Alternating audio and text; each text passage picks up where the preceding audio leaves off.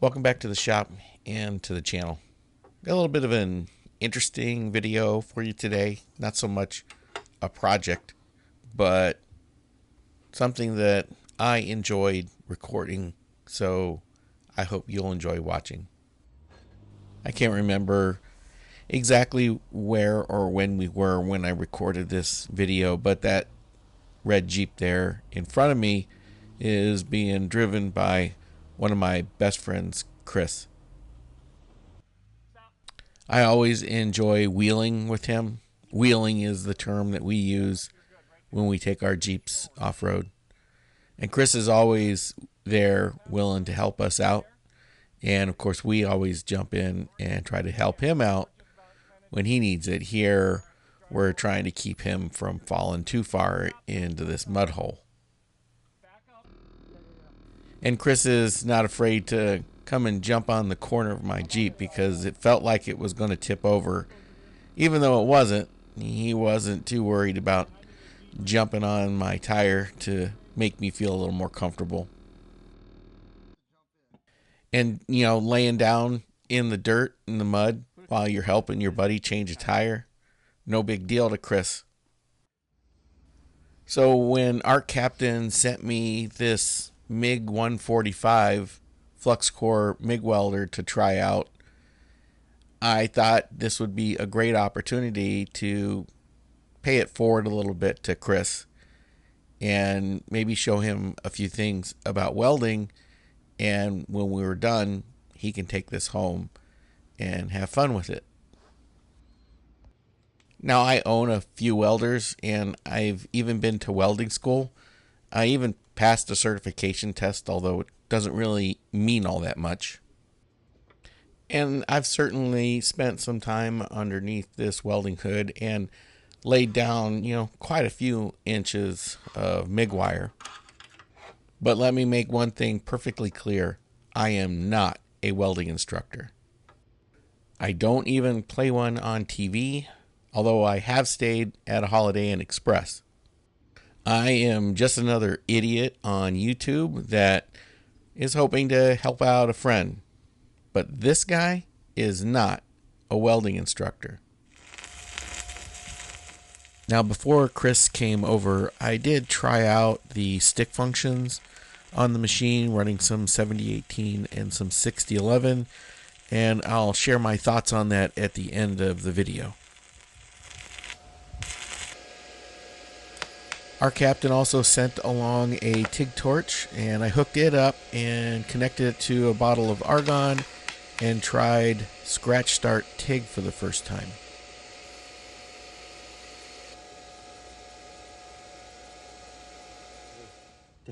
So the rest of this video is going to start with me trying to remember what I learned in welding school all those years ago and trying to pass that on to Chris, and then we'll get into some actual welding. So if you want to skip ahead to the welding part, just go to the time code here on the screen. It's going to kind of work its way into the parent material. So you've got this whole area here which is bonded.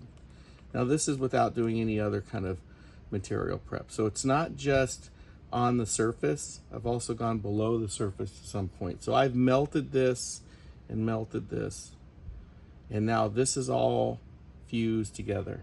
So like I said, I kind of want this bit of a convex look to it. You can, when things aren't going quite right, you end up with like this big bulbous thing. That's garbage, right? The other thing is if it's like this, that's not necessarily terrible, but it's not as good because you're not putting enough filler material in there, so you're not making it strong enough. Like this, where it's now, this is now in. Does that make sense? That's called undercut. That's a weak point. The undercut is when the top of this goes in a little. This welder, the MIG 200, this is more of a full-featured welder, right? So this one, I can set my voltage and my amperage separately. And that's what you're seeing here. I'm running on 220 volts. I've got it set for, this is whatever random setting was in here. So here I can set the voltage up to 26 volts, as low as 11 volts, okay? And then I set my wire feed speed over here. Now this happens to be in meters per minute. So again, you could set this 2 meters up to 14 meters per minute.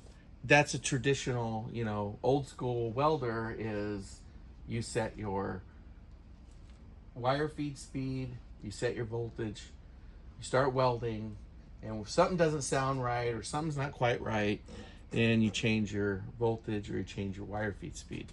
Now most of these welders will come with a chart that will tell you, okay, for this thickness of metal, this is a starting point, and it's usually just a starting point because it also depends on, are you welding flat, a T-joint, a lap joint, a butt joint? Are you welding uphill, right? Are you going up? Are you going down?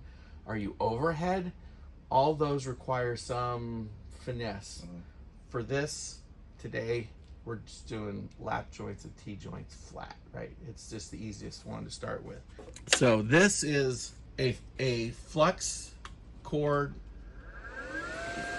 MIG welder only. This will also weld stick, and it'll do, they call it lift arc, but I think it's more scratch start. But we're just going to do gasless MIG today. Now, again, this doesn't have a whole lot of settings on it, which actually kind of makes it ideal for somebody that is new to this, right? It's got a wire thickness function, right? So if I push this, it goes from 030 to 035 to 040. I don't have any 040 wire, but right. And then this function goes between amps, so I can go down to 40 amps and up to I think 125. No, 145. Yeah, it's the 145. It's the MIG 145. So obviously, the other mode is material thickness. So this I set. So this is 30 thousandths, 0.03 inches, all the way up to 0.21 inches. According to this, the maximum this thing will weld is 210 thousandths. So not quite a quarter of an inch. What's that? Okay. So the wire's held in here. I've already got the spool in here. So the wire comes off of the spool and goes through these rollers and then comes out the front, and then we'll attach the MIG gun. This little lever right here, if I pull that down, it lifts up. It allows me to load the wire, right? So this is loose in here. One thing I don't want to do is let go of the end of that wire because it will bird cage. This wire will unspool and it will be a mess. And once it unspools, good luck. You know, you could try to respool it and stuff, but you're better off just cutting off the, you know, stopping it as much as you can, cutting off the junk and moving. This wire is not that expensive.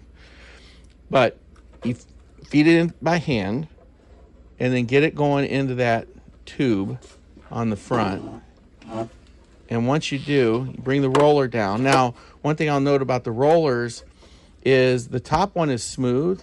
The bottom one has a couple of grooves in it. So this is the roller that actually feeds the wire through. This side says 0.9, this side says 0.8. So you flip that roller down and then flip that handle up. Now this handle has a spring on it. There's a spring-loaded thing here that applies tension on this. You screw it down or screw it up to change the tension. If your wire starts slipping, then you might need to adjust that. But now it's captured. I can let go of the spool. It's captured, okay? Okay, so let's hook up the MIG gun and we'll start feeding wire through. All right, now to connect this, these connectors are called DINS connectors. It's just I'm not sure what it stands for, but it's got a little nub on it. It's got a little notch, and that fits in there, and then you twist it, and then it locks it in place. That provides the electrical connection. This is for the trigger that's on the MIG gun. So it's just an on-off switch. Now the next thing we'll do to feed the wires, I want to remove this nozzle. This is, again, kind of a leftover from using gas. So it's not 100% necessary to use it. This is the contact tip. This is a consumable, and that's what makes these nice because it fits right over top of that. This is a consumable item, and it is size specific for the wire. So if you look on the side of it, it might be hard to see, but I believe that says 0.9, right? So that's for 035 wire. So you want the right size contact tip for the size wire that you're using, because you don't want any, because of course if this is too small, then the wire won't fit through. If it's too big, then there's a gap in there, and it just affects the electrical conductivity between the contact tip and the wire, because the wire is your electrode. Where are those tips made out of? Copper. Okay. You can get them Harbor Freight, anywhere, Amazon's. So now that I have the wire spooled in there, I want to take this off whenever I'm spooling wire, because I don't want the wire to get jammed in there, because it could potentially, there's a much larger hole. I just hold the gun. Now, you notice it's going to start feeding at a certain rate, but it'll realize I'm not welding, and it'll say, oh, you must be filling wire, so I'm going to go faster. So it just does this if it doesn't detect that there's actually current. There it is. So now that that's through, just feed the wire in there. How long do those tips last instead of consuming the wool? I don't have to change mine very often, but it depends. With Flux core, it's going to wear out faster because you're going to get spatter on the tip, and it'll end up getting all boogered up. Use that too. Just the tip. This is often referred to as a work clamp or a ground clamp, but it's actually a work clamp, because with flux core wire, this is positive. It's not negative. It's not the ground. If you consider the ground to be negative. Most people do. Most people do. It's semantics. This is a steel welding table, so I can just clamp it to the welding table. It's got to be clamped to steel. It's got to complete the circuit. Right? You got whatever you're welding, it's got to complete the circuit. Consistency, right? Consistency in welding. So here's my parent material, here's my electrode, my MIG gun. It's this distance, and you want that to be consistent, and not just the same, it's got to be close. So for MIG welding, you're talking 1/4 of an inch or less. You're getting, I mean, it all depends on what you're welding, but somewhere around there is probably a good starting point. Again, I'm not a welding instructor, so I'm not giving you by the book stuff, but it's also consistency in travel speed. How fast are you moving, whichever way you happen to go. For flux core, it kind of matters a little bit of which way you go. You kind of want to be dragging. The expression that was taught to me by a Lincoln Electric welder was, if there's slag, you drag. Okay. So I just always drag. The other thing about consistency is gun angle. The number that was given to me was 15 degrees, right?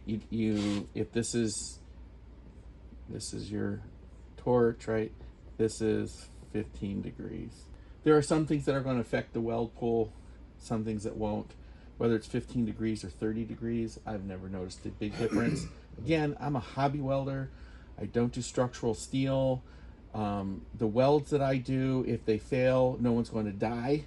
I really don't want to weld on somebody else's stuff in which if one of my welds fails, somebody could die, right? So do I think my welds are good enough? Yes, I do, but we also live in a litigious society. So consistency in gun angle, travel speed, depending on what you're welding, your angle this way may be different. If I'm welding a T-joint,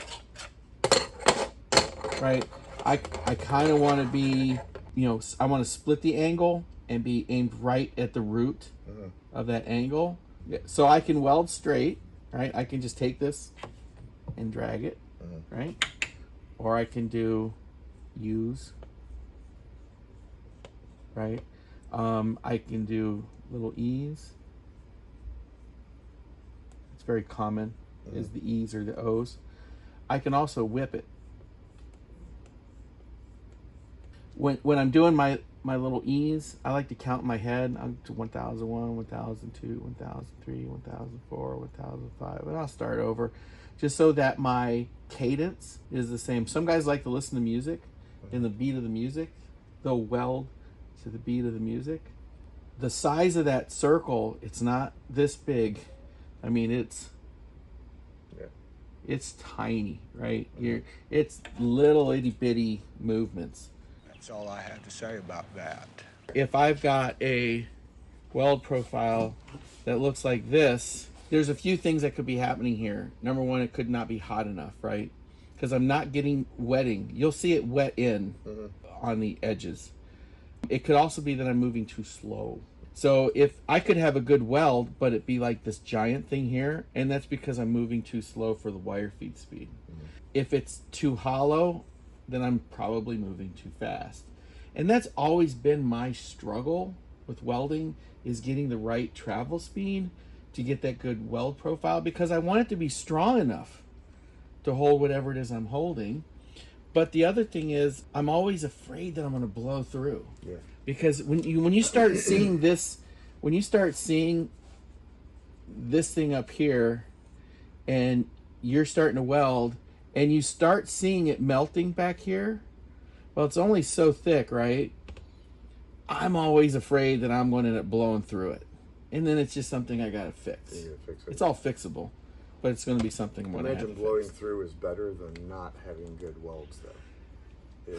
I don't think either one of them is better. Well, you can fix a blow through, I guess. Oh, it's well, you can grind out a bad weld too. Yeah. You can grind out if you recognize that it's a bad weld, right? Yeah. Either one of them are equally as weak. So for this, I'm gonna leave my gloves off for a minute.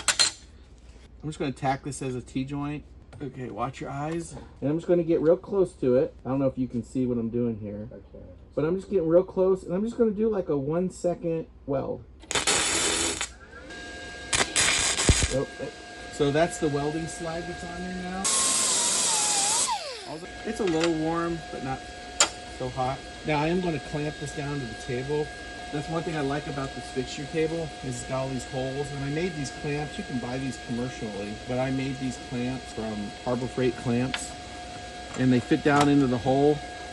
And then when I crank this, it kind of wedges it in place. I made these. Yeah. All I did was, so this was an F clamp. It used to have another piece that attached to the front of this. Yeah.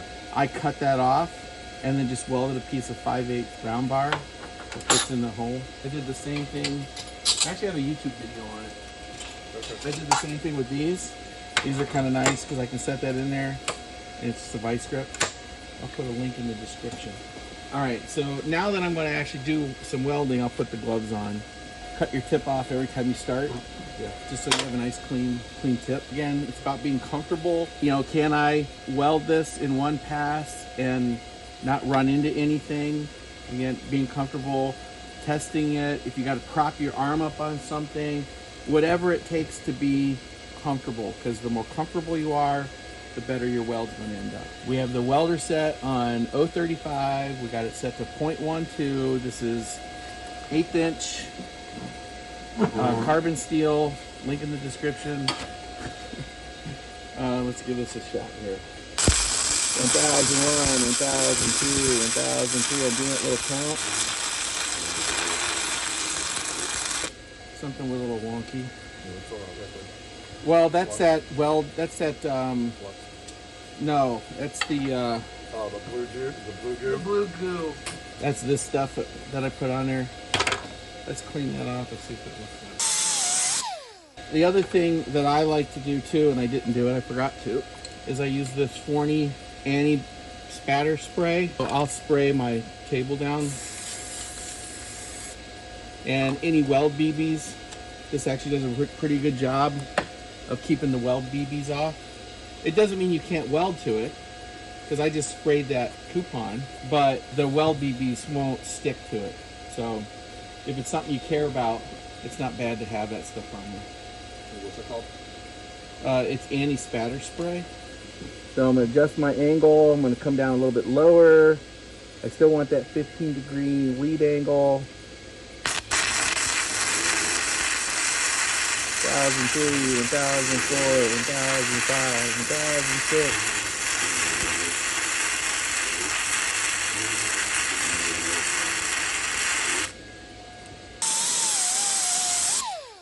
Again, I think I'm a little bit too high because there's a lot of that weld is sitting flat. It's not. Yeah. It's not really on the angle. See, this is why I'm not a welding instructor. All right, let's try again. One more time.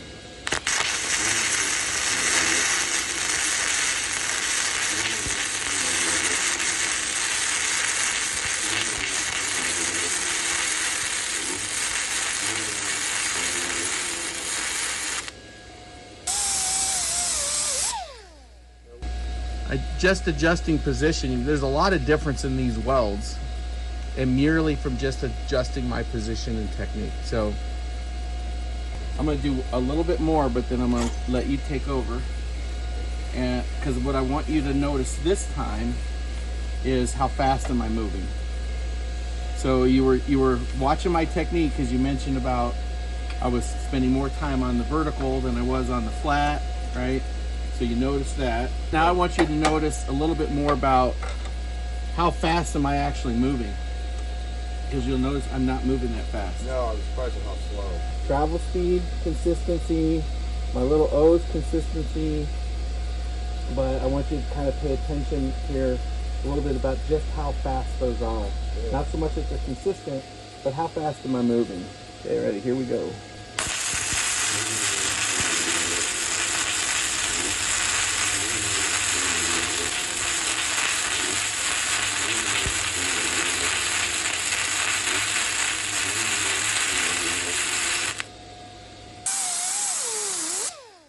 So those aren't terrible looking welds.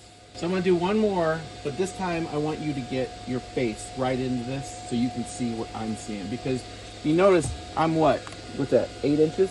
I want you to get that close. Because what I want you to see is the melting, right? Especially at the edges. And also I want you to see the weld puddle. Because you can see the molten puddle. It's shimmering, right? It's movement. Get in here as close as you can. Okay. Can you see? Yep.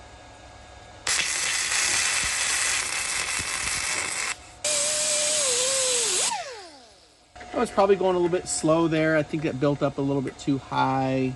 Again, my angle sucks.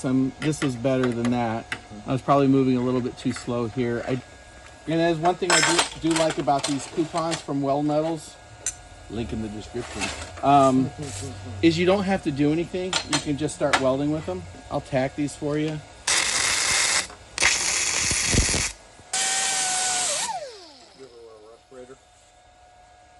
Sometimes. So Flux core, what makes the stuff that burns off? That's the smoke. Do you not have the smoke when you're using argon? No. No. Before we fire this thing up, figure out where you want to be. Where I want to be? Yeah, where you want to be. Where do you want to stand? Where you want to be comfortable. Remember, we're going left to right since you're right-handed. Yeah, that's the thing that sucks with the fucking glasses. It's like when I get closer, it's like I can see good here, but I can't see good. You need to get a set of cheaters. I'm nervous. Why? Yeah. Okay. It's like it's all great until it's when it's theoretical. And then when you go, you're like the first time wheeling, you're like, all right. Well, you're not welding yet. Yeah, the welder's off. The welder's off. So. I want you to practice a little bit. All right. I want you to pretend you have to get yourself a new pair of gloves because those things are pretty bad shape. Yeah. So it's harder than you think to get that. But that's the speed that you want. Okay. I like to just go 1,000. It's hard to do a consistent thing because I'm like. And you want to keep them O's tiny. Yeah. That's the thing, wanting to make them too big. And we're tiny here because we got tiny material and it's a tiny weld. If this was 1/4 inch structural or something like that, those O's would be a lot bigger. Yeah, that's hard to keep that distance. And you'll notice it too when you're welding that if you're leaving too much material behind, it'll start to get too big, and then that's your cue to maybe speed things up a little bit. Yeah. How would you move your hands too? Would you just slide your hand like that if you're going through? That way you're maintaining all those angles. You slide your hand. Let's make sure our settings are right. We're MIG 035. Slow down. There you go. A little closer. Now, slow down, get closer. Because it's coming out too fast. Am I going too slow? No. Is that what's coming out? Because you're too far away. Okay. You need to get that thing about 1/4 of an inch away from your weld joint. See, because you were so far away, you just got, it's a lot of inconsistency, right? Okay. So if I say closer, what I mean is move in further. Move in further. You're not going to damage anything here, so don't worry about that part of it if that's... No, just kidding. There's a lot of fucking other things happening at one time. Let's wear it on my YouTube. Oh, sorry. Closer. All right, right there. Right there? Yep. Closer, closer. Slow down, slow down. Slow those O's down. Closer, closer. Move in. Slow down. Stop whenever you want. Okay, you're getting a little too far away. Something kept like bucking and like. Yes, because you're too far away. Okay, the wires are not. Is that why the wire's not? It's getting funky because you're too far away. Okay, all right. You said that like 4 times. I know. So. You see, It's hard to like. I'm and not see how seeing. bald. See how balled up that is. Yeah. Relax. Nice little O's. Okay. You are nearly touching it. Yes. Okay. Okay. Ready? Yep. Oh, that sounds so nice. Slow down the O's a little bit. You can keep your travel speed, but slow the O's. Slow your travel speed. Closer.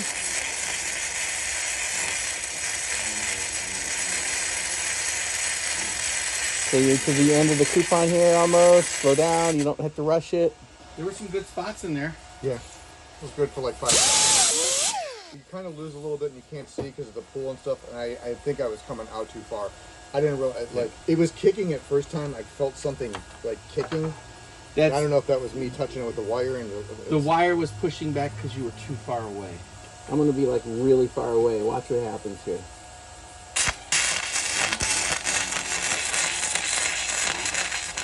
It's like pushing back.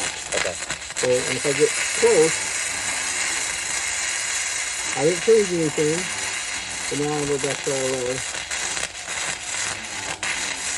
Very close.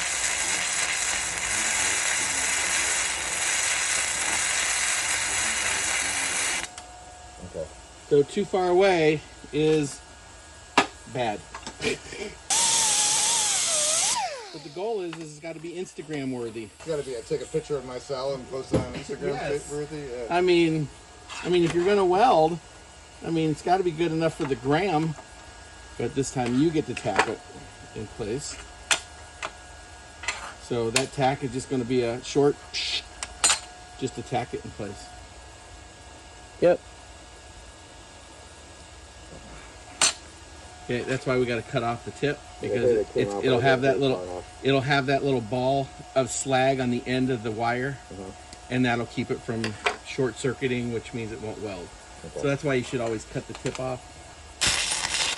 Yeah, you got to stay in one spot. That was shitty. Oh, you don't want to move it. Yeah. For a tack, just hold it there and pull the trigger, and just leave it there in that one spot for, It's a lot of the coordination of it is fucking ridiculous. Like I said, I can tell you all the things that you need to do, but it's until you actually try to do them. The coordination of doing that, you're like, oh, this is simple. I watched the YouTube video. I can weld. Right?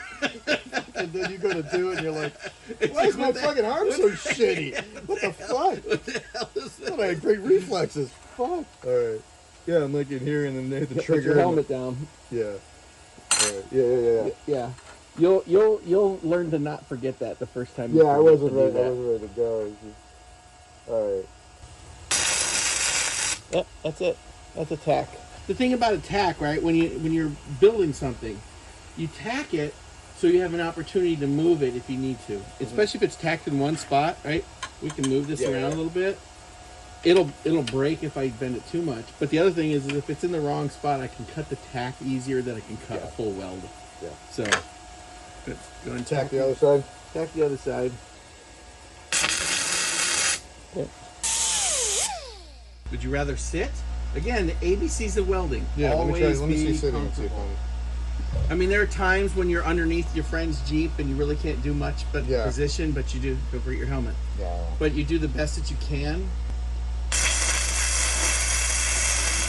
Okay, a little more travel speed, not too much, just a little more.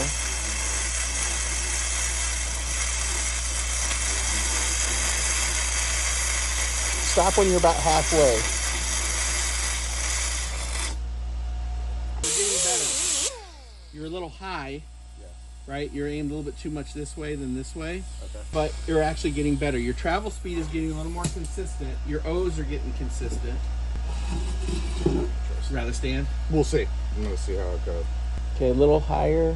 There you go. Like that? Yep. All right, ready?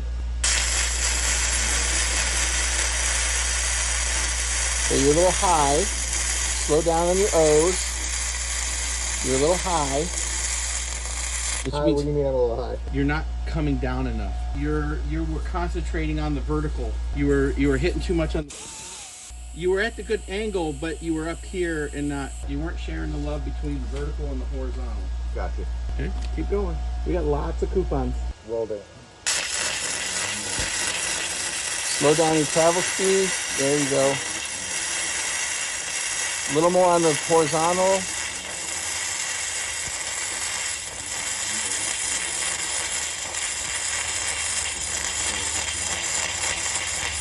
Closer, closer, closer, closer.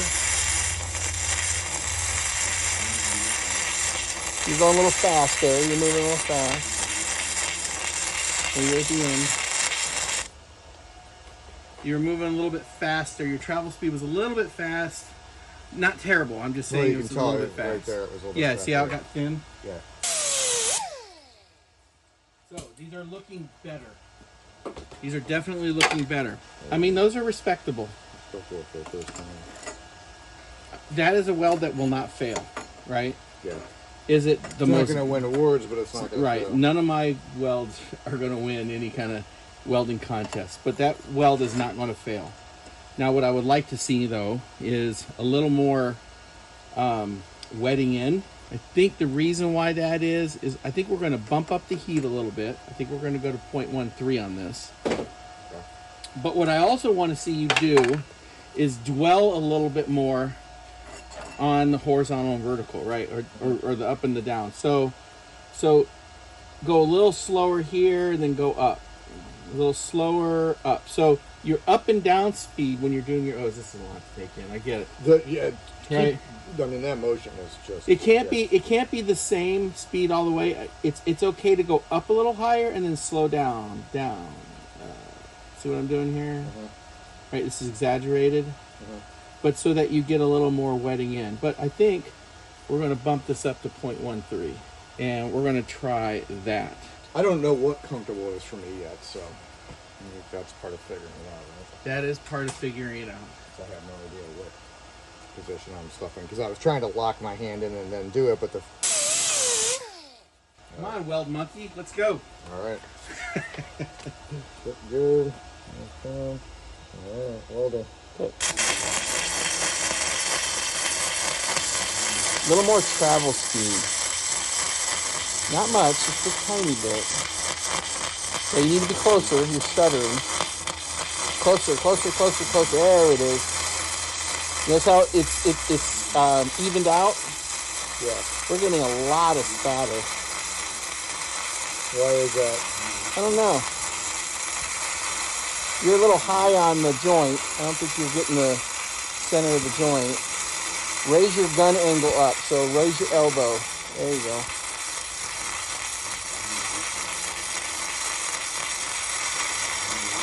Raise your elbow. Aim it a little bit lower. The base of that joint just looks weird. And maybe it's because you're up too high. Maybe that's what's causing it. The top of it looks nice, right? The top of it is wetting in really nice. You've got a nice smooth transition there. Where in the bottom, you notice how it's kind of doing this? Yeah, I feel like I'm going too fast in the bottom. You're probably going too fast in the bottom. Okay. And you got to aim at the bottom. So Yeah. let's do this. Let's go ahead and complete this joint out, and then I think we'll come back and we'll do this one because we can stack these all day long too. So Okay. Yeah, so that's, I'm going too slow. I'm building it up too much, or? I think you are, in some cases, going too slow. Okay. Again, it's a balance. It's a balance. Yeah. I am not a welding instructor. You keep saying that, but you're instructing me on Well, I'm an welding, idiot, though, and you're a moron, so, right? That's the title of this video. Can an idiot so. teach a moron how to weld? All right, ready? Yep.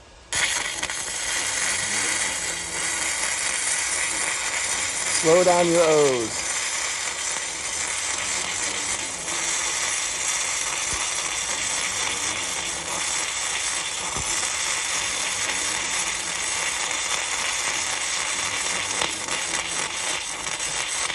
Whenever it starts to stutter, that's likely because you're too far away. We're at the end now. I'm gonna weld that to my table. I'm trying to. Some of that looks decent, some of it. What I want to see more of is the bottom is not wetting in. I think you're okay on the top, but I just don't think you're spending enough time on the bottom. That's what she said. Let me try here. Welding.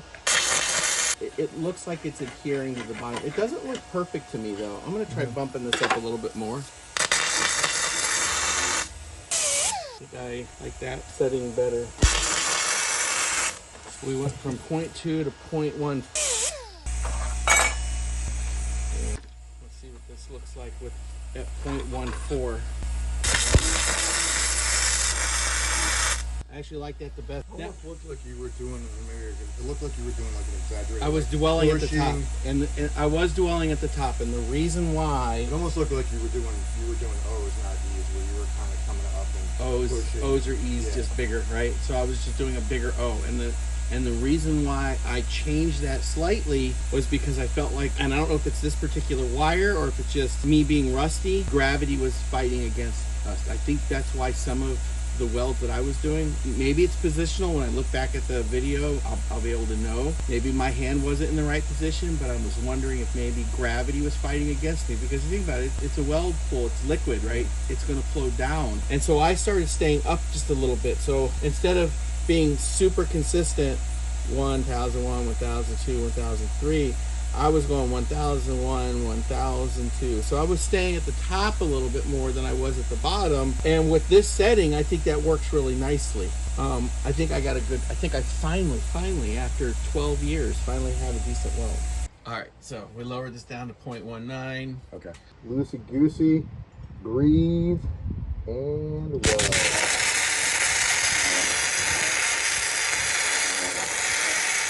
Close. I don't know, I can't see. I'm letting you fly I'm solo. talking to myself. You're flying solo.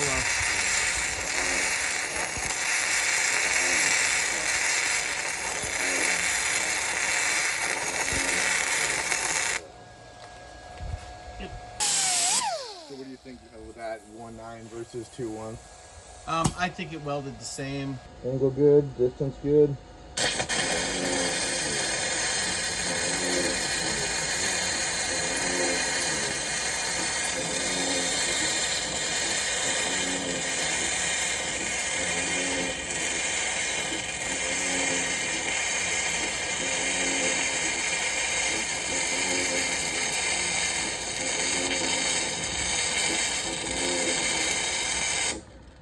Trip the breaker.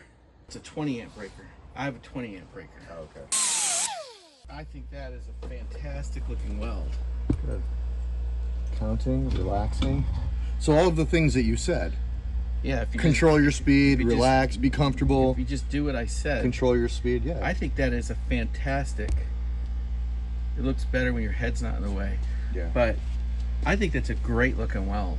Okay. Now, of course, it's 3/16 inch steel, and it's always going to be easier. But yeah, I think that's a really good looking weld. That's a really good looking weld. Okay. It's okay. I mean, it's a little bit. What's the good part of it? The middle, or what would you say is the best part of that weld? There's kind of 3 sections. It's high, it's lower, and then it's kind of looks like the end is the best. I was gonna say this part's the best. That's a little bit too much. That's too high. Yeah, I would probably agree with you. That last little bit is probably your best weld. That last like inch. Yeah. But you can see by the ripple pattern you were very consistent, except for up front, right? Mm-hmm. You're a little bit slow. Yeah. and then you went a little bit too fast. But then right here, you can see your ripple patterns are very consistent, which tells me, which is an indication your travel speed was good. It looks like your weld is equal between the horizontal and vertical. I think it's really nicely adhered. Now, if we cut it in half and looked at it, so this is from before. Yeah, you can see where it's melted through, or melted into it. Now it looks like at the bottom of it that it's going across the bottom. Right. Well, so there are some issues with this. It looks like it melted into the vertical piece, but not so much the horizontal. And imagine it's actually the heat transfer that's sitting on the table. You've got, this hole here, that those are sometimes unavoidable, but that's also a nature of not a great weld, right? That should be adhered all the way in. Usually if you're going to see anything, it's going to be right under the middle of the vertical. We're seeing a little bit more here, which is telling me we didn't get enough root penetration, right? Because is this one we did or no? I don't know. I think this one you did. Okay, this is one we did today. Okay. Yeah, we did this today. But if I look at this in just the right light, I can see this weld kind of coming down here, which is, it's getting penetration here, but it's not getting a lot of penetration here, which again tells me that we were too high. Too much on the vertical. Now this side over here, I'm seeing, if I get just the right light, I'm seeing just a tiny bit right there, right? And I am seeing it definitely in here. So we were definitely getting, but we weren't getting root penetration. Gotcha. Is that some of it because the heat's being pulled away from the table? I'm not sure why, if it's just this machine or if it's something that we're doing wrong. No, it's not because of heat being pulled from the table. That will not affect it. Okay. Will not affect this at all. We're talking thousands of degrees here. It's not. But we're not getting root penetration. Now that could be because we needed to up the amperage. Maybe it wasn't, the voltage or whatever, the wire feed speed. Maybe it wasn't high enough, wasn't hot enough. So we weren't getting that root penetration. But if you look at it just in the right light, you can see a little bit of where that weld is penetrating. Now, would you wheel on that weld? It depends on what it's welded to. Gotcha. If it was my control arm skid plates, yeah, all damn day. If it was my motor mounts, no. Yeah.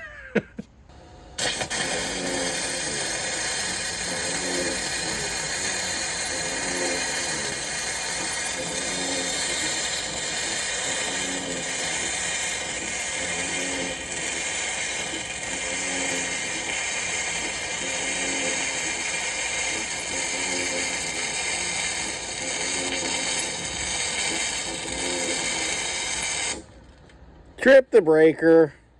All right, you ready? Mm-hmm.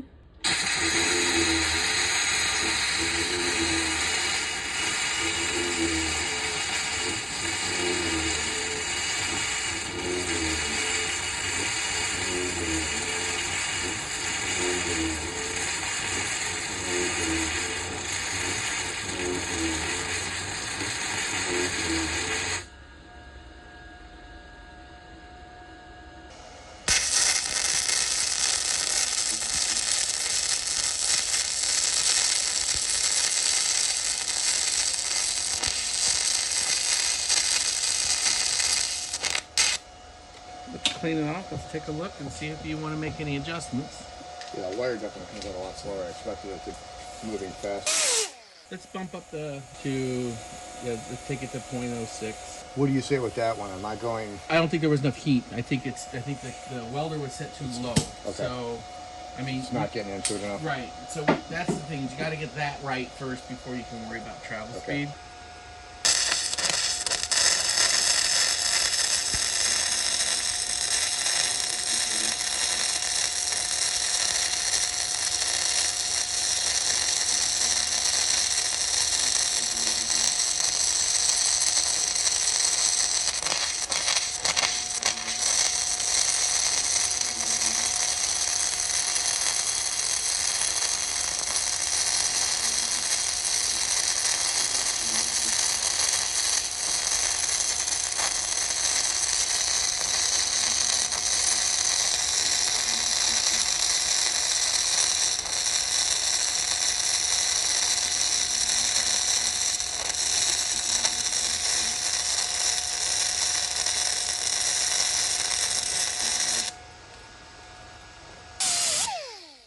Not bringing enough into it, or is it going? Well, there's definitely issues with it. Looking at it under the hood, it didn't look bad, but I can only see so much of it.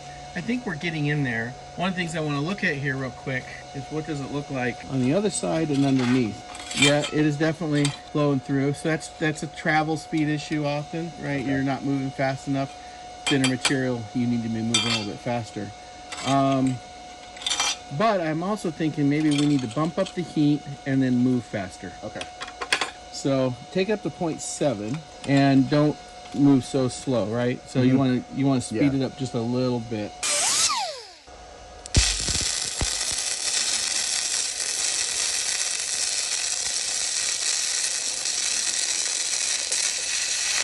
Didn't sound right till you did it. No.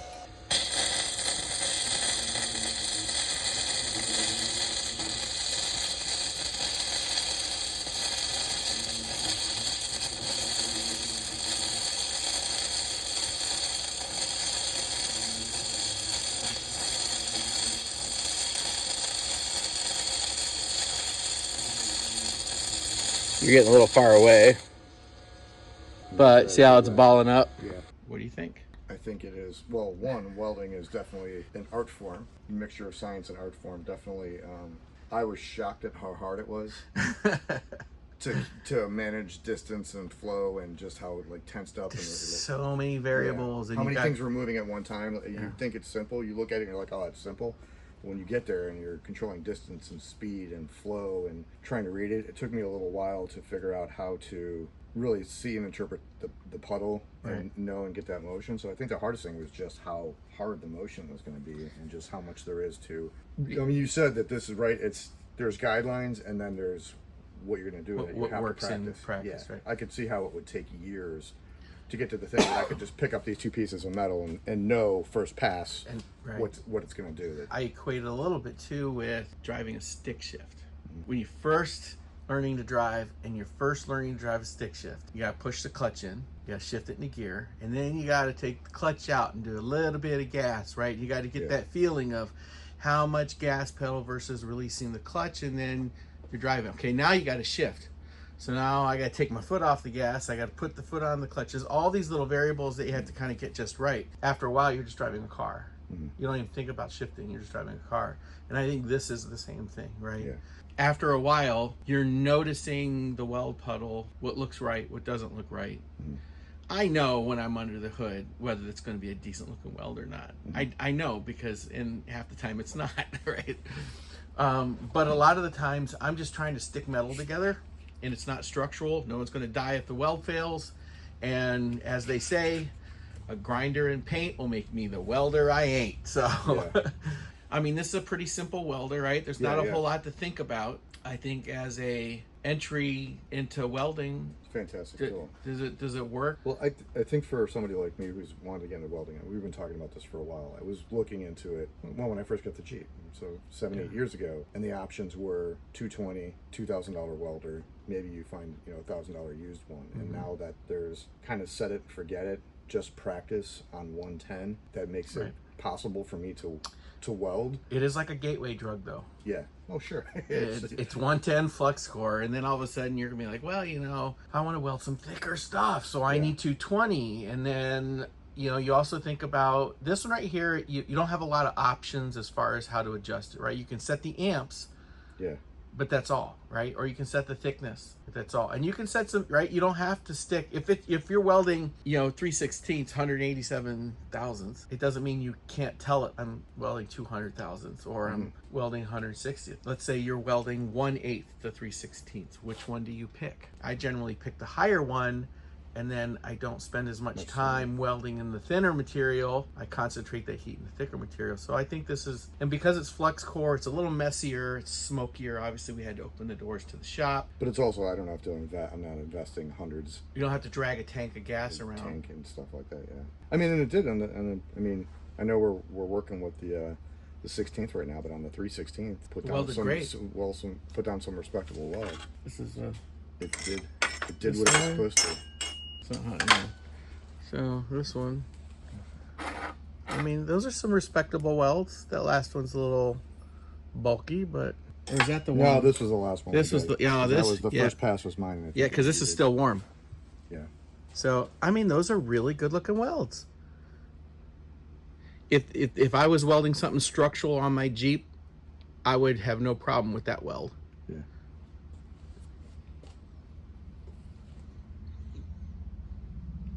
So yeah. Cool.